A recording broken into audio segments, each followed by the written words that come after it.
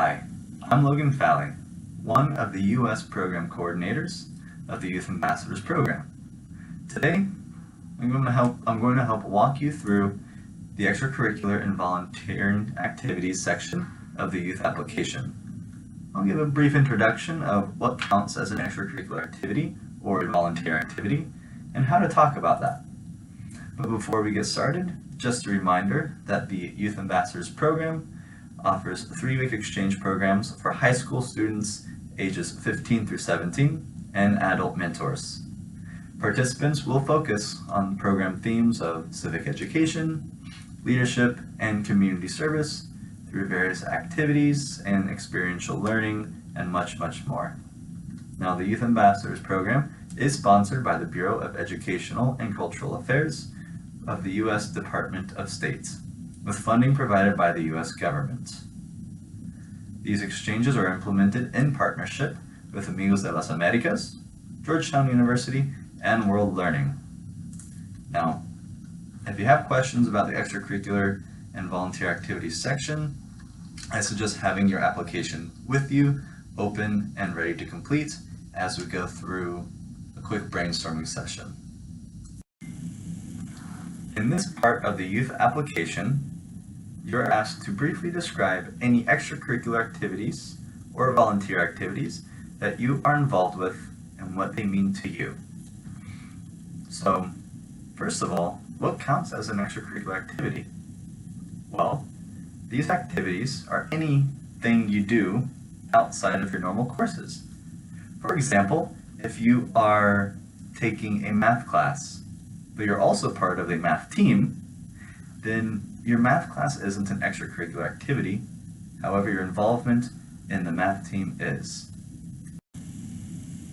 So, these activities could count as school clubs, sports teams, youth organizations, community service activities, pretty much anything you do outside of school.